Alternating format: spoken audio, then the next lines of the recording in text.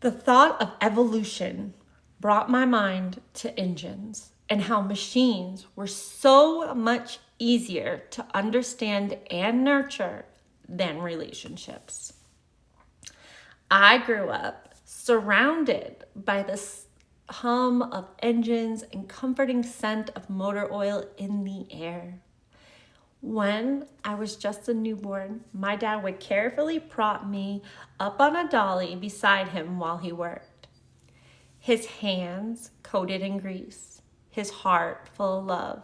My crib became the garage floor. My lullaby, the steady clanking of tools, and my first perfume was gasoline. It was a world of rhythm and warmth where the buzz of engines felt as familiar as a heartbeat. And every task my dad tackled felt like a labor of love. My mom, on the other hand, was always on the move. Someone who'd say, "We got places to go, people to see. Hurry, hurry." She treated speed limits like mild suggestions, zipping through life with a sense of urgency that matched her lead foot. My dad used to tease her, calling her Maria Andretti, a playful nod to her middle name Marie and to her racing spirit. He'd call her that whenever he was feeling particularly cheeky, especially after calling her Wendy one too many times. She was always in a hurry, and honestly, I think she liked it that way.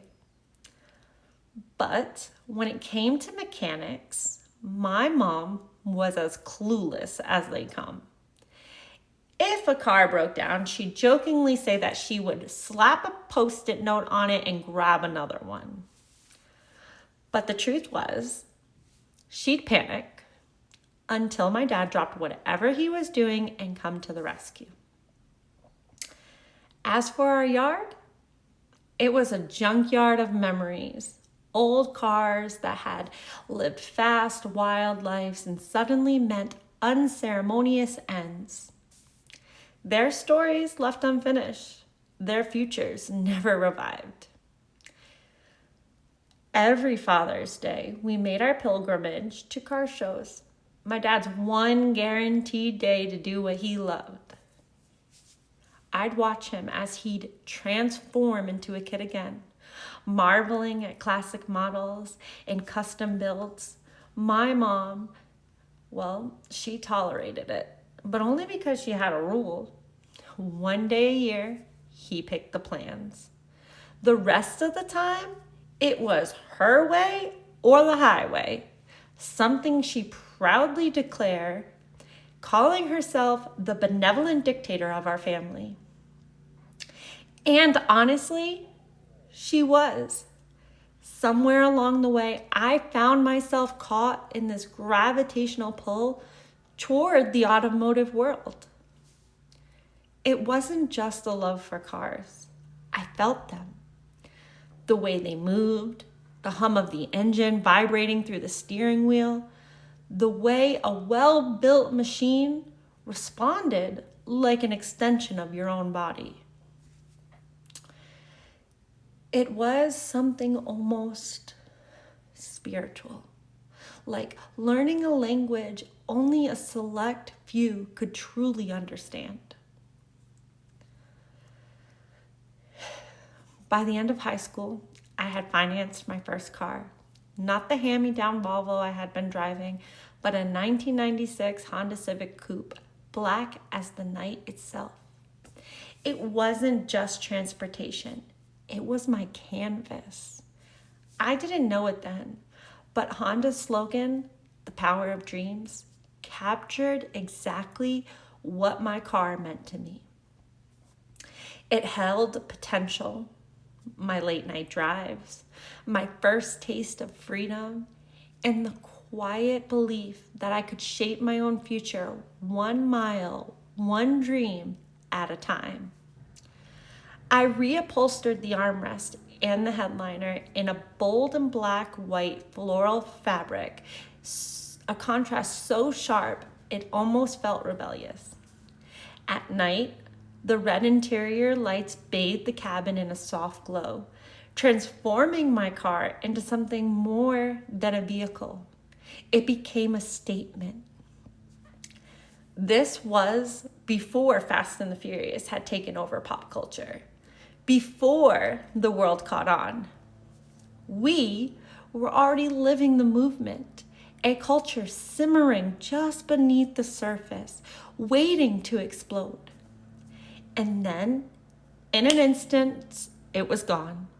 One moment I was behind the wheel, feeling that familiar connection between machine and driver. The next, twisted metal, shattered glass, silence. My car totaled. It felt like losing a limb, like something vital had been ripped away. It broke me. My mom tried to comfort me like she always did. Bethany, you can't love things that can't love you back, she'd say, reminding me that love connects souls and not objects. But I couldn't hear it, not then. Not when every fiber of me was screaming that this car was a part of me. Instead of letting go and moving on, I doubled down. I decided I'd build a fleet. What began as a passion soon spiraled into obsession. Cars became my addiction, racing became my drug, and my mission, climbing the unspoken hierarchy of street racing and show cars. My community wasn't unique because we were everywhere. We were hidden in local communities, and our secret handshake was a visibly modified car. Lowered, slammed, wheels tucked just right, deep exhaust notes, whistling turbos, tinted windows, upgraded lights, paint so clean you could see your reflection. These were not just aesthetics.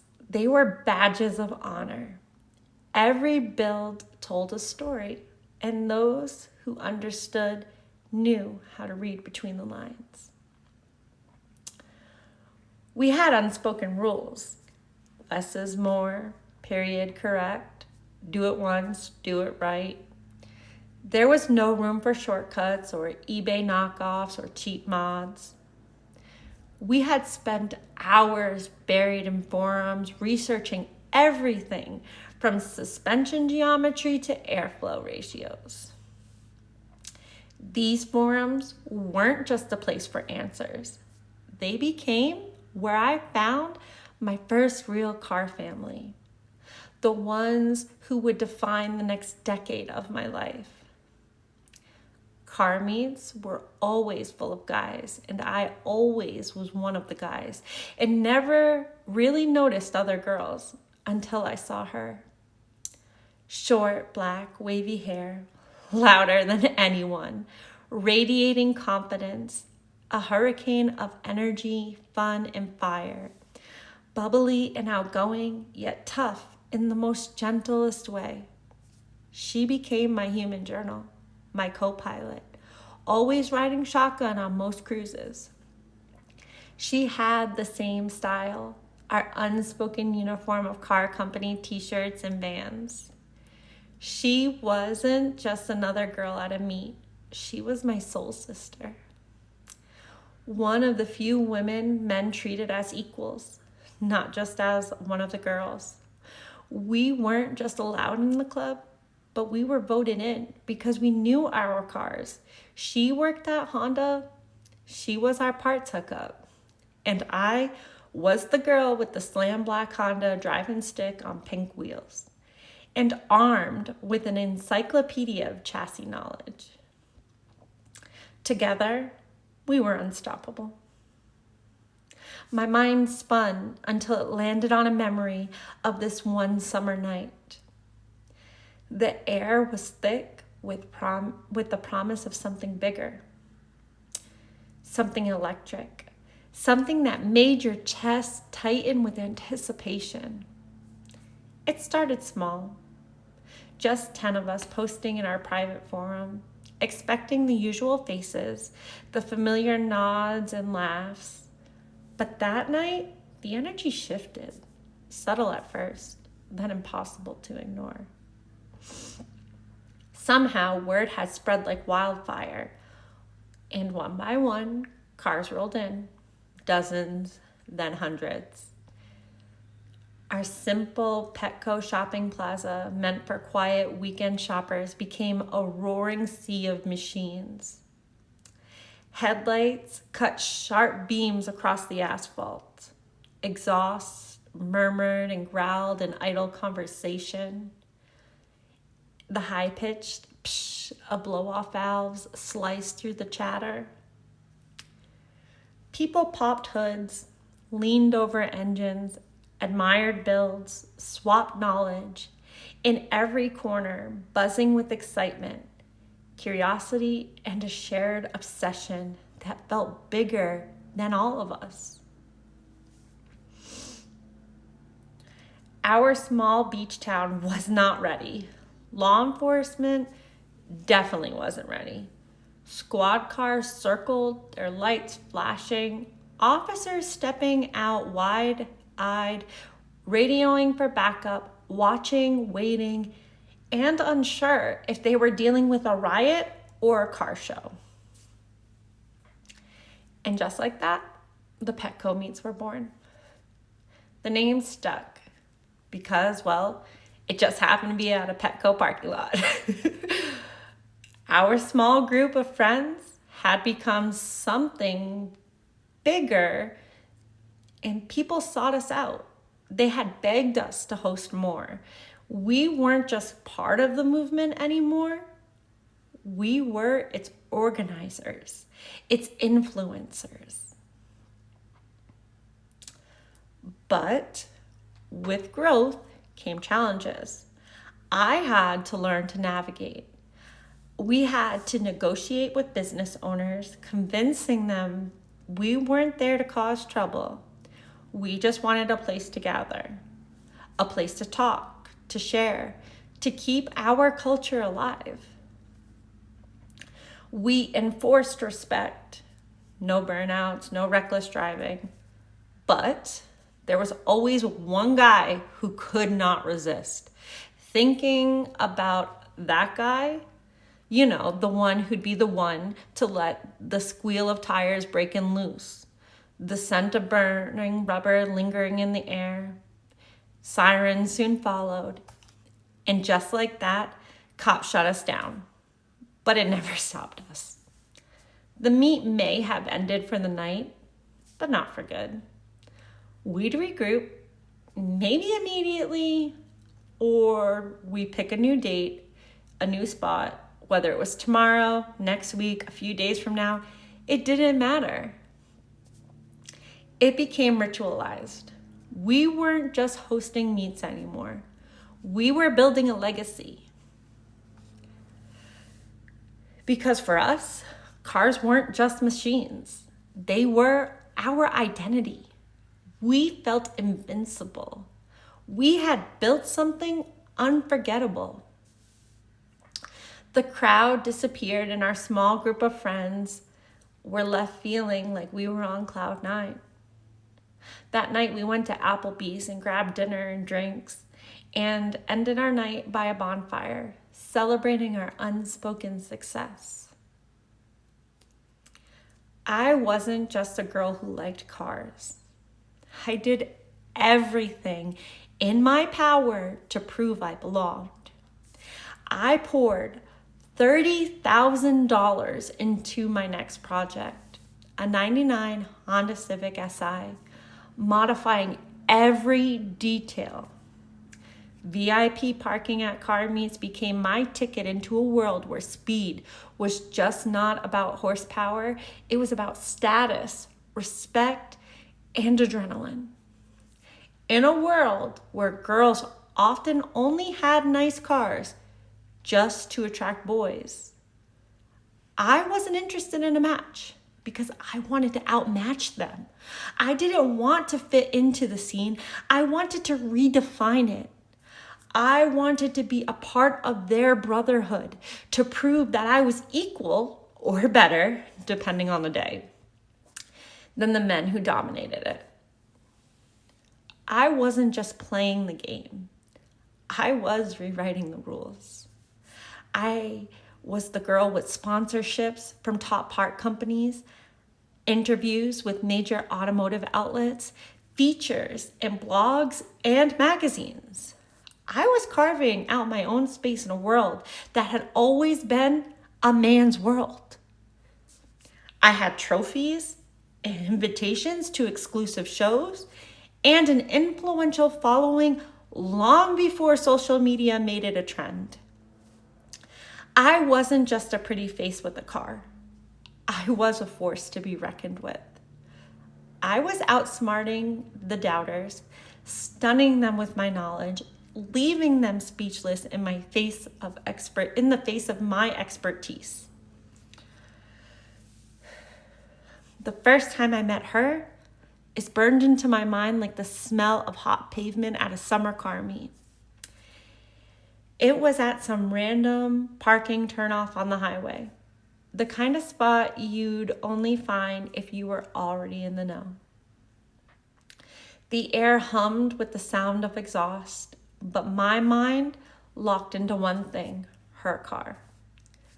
I was hyper aware of the females with cool cars, desperate to connect. And there it was, a blue Subaru STI with pink wheels. I'd heard all about it, about her. Our mutual friend swore we'd hit it off, bonding over our matching color schemes, despite me rolling up in a Honda. It wasn't often you met another girl in the scene who was there for the love of cars, not just tolerated as someone's girlfriend. And I was ready. The moment she pulled in, I didn't hesitate. I strode right up, grinning, my heart beating a little faster with excitement.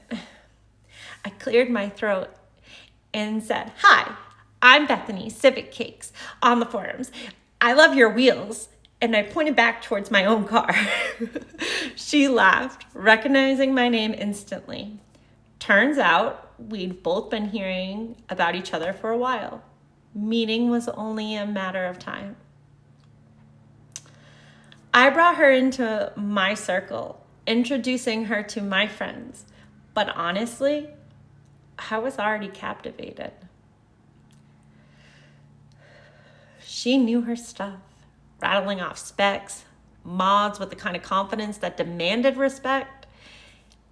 I'd always been drawn to people like that, walking libraries of horsepower and torque. Their enthusiasm is infectious. But she wasn't like me. She had this bold, feminine energy. She wore all bright colors. She had long, beautiful black hair and tattoos that sparkled like they had their own glow. Me? Oversized car t-shirts, jeans, combat boots, or sneakers. We were opposites in style, but ran on the same fuel. With her, there was never any tension, no rivalry, just an easy, solid friendship. In a scene where girls were too often pitted against each other, we were different. There was no drama, no competition, just two women who loved cars, empowering each other and carving out our own space in a world that didn't always know what to make of us.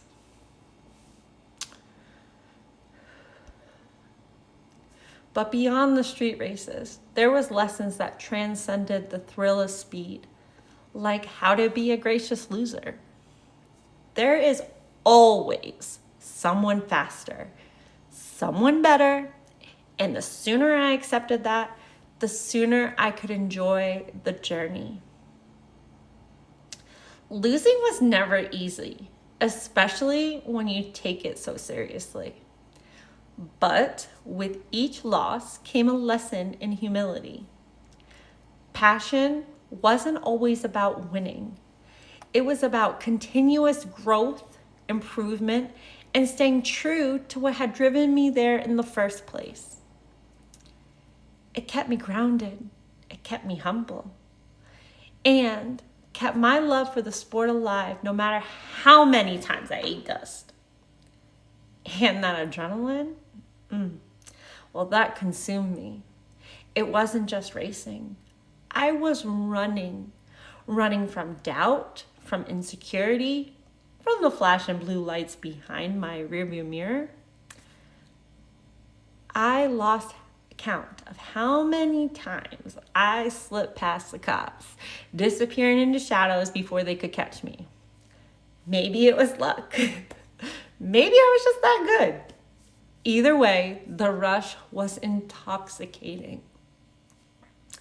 So much so, my mom noticed it and hated the money I poured into my cars. Every time she saw a new mod, she would groan about my spending habits. And with my usual smart-ass attitude, I'd fire back, well, I could be spending it on drugs if you'd like me to switch addictions. She never found that joke as funny as I did. But deep down, I knew she wasn't worried about the money.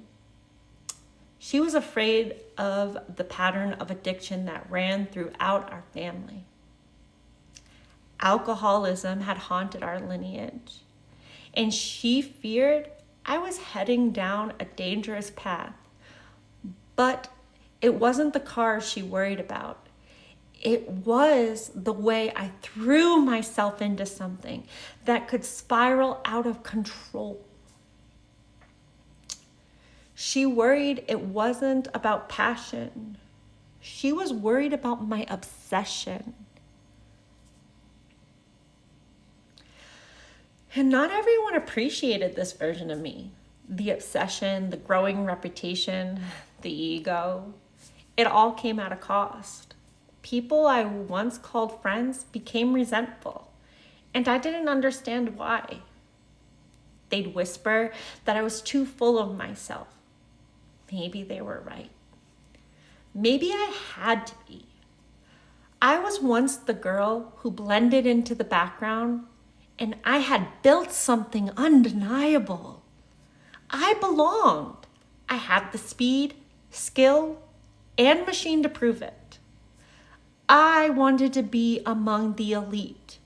I wanted to push others to rise to the same level, to inspire. I knew that to some, I would be motivation, and to others, a show-off. I tried to not let it get to me, because I knew my intentions were mine alone. I wasn't chasing validation. I was chasing something deeper.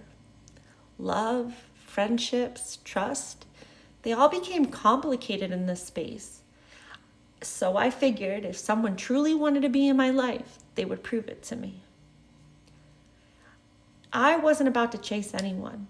I had already spent way too much time chasing everything else. Cars gave me confidence. Racing gave me an escape.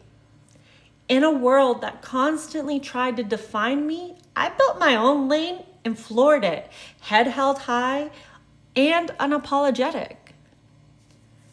It wasn't just about speed for me. It was about owning who I was, knowing I belonged, and never waiting for permission to take up space. My life began to feel like the lyrics. My life be like, ooh, ah, you know the song. There was so much freedom in this lifestyle.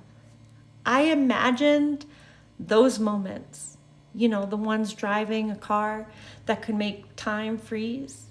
I could almost feel the wind in my hair, music blasting, street lights blurring into neon streaks. That's when I felt most alive. Nothing else mattered. No heartaches, no doubts, no past, no future, just the now.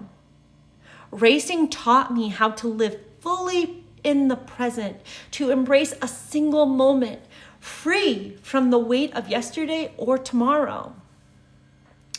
It was clarity I couldn't find standing still. But car shows taught me something else about camaraderie, and community. In that space, I wasn't just a racer. That's where I found a family outside of the one I came from, a family that felt like they were cut from the same cloth. We shared more than a passion for cars. We shared a bond that went beyond trophies, late night tune-ups. Respect thrived there. With every rev, every modification, it became a testament to dedication, not just to the ride, but to each other. This culture wasn't just about meetups and racing. It was about the people you raced alongside. The thing about fast lanes is they force you to confront yourself. On the road itself, you become hyper aware of every curve ahead, the speed of your own car, the unpredictable moves of others. It is not just about controlling the wheel. It is about reading every shift, every small sign that hints at what is coming next. Somewhere along the way, I learned that validation from others is a race with no finish line. I learned discipline, patience, and whether that is a car or a person, everything needs the right fuel to perform at its best. Passion is magnetic. People are drawn to it. It also made me question people's motives. Did people want to know me, or did they want to be associated with the version of me I had built? The more I raced, the more I became self-aware, not just of the road ahead, but of the intentions of those around me. My mind held on tight to those bonds I shared with these guys. These guys felt like brothers to me. They had my back. They helped me build my car. And then suddenly, a memory came crashing into focus, clear as day. We were hunched over a car, tools scattered around the small garage, each of us focused on the task at hand. We were installing a big brake kit. The garage wasn't much.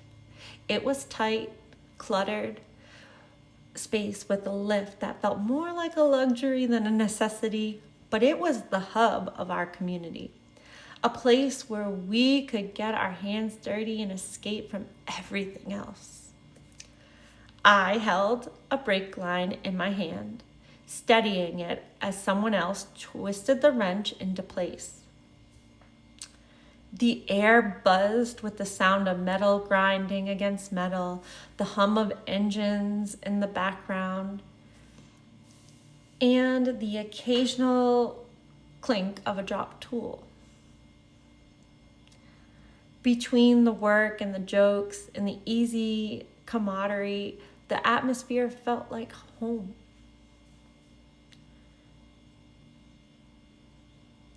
"There's no point in going fast if you can't stop," a friend muttered, tightening the bolt. This wasn't just a saying. It was something we all knew deep down. The words hung in the air for a moment, and as soon as they left his lips, my mind started to drift like a car spinning out of control. My thoughts veered toward the darker side of speed. The crashes we've had seen, the lives lost too soon. Our car community wasn't a stranger to death. We had all been there, standing at a wake, paying respects to someone who lived fast and died too young. Innocent souls, their lives snatched away in a blink of an eye because they pushed too hard, too fast. There were too many wakes that turned into something else. more like gatherings than funerals. Modified cars and motorcycles lined the streets, engines revving, tires burning rubber as a tribute. Some would cheer. The smell of burning rubber hung in the air. It felt like we were celebrating, but also mourning. It was a bittersweet reminder that no matter how fast you go, time runs out eventually. That's when the compressor turned on, snapping me back into the present. I glanced around at the others, at the hands working in sync. Each of us united by the same drive, the same passion. As the brake kit slowly came together, I couldn't shake the thought that one day the ride would end.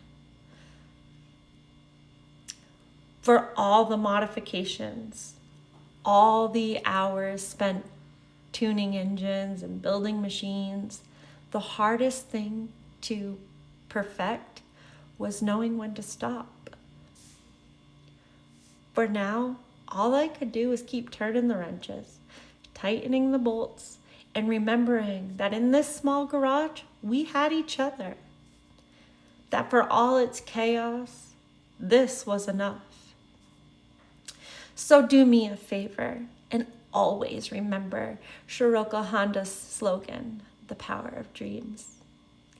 If his dream was powerful enough to become a fully functioning machine, then your own dreams can create anything. Don't forget to channel your inner Maria Andretti and race through life, excel. Don't be scared to take the lead. And don't stop there. Be a rule breaker. Be wild like Civic Cakes. Show up in a world that wasn't built for your success. Prove to yourself and to everyone else why you belong, and pave the way for others to follow.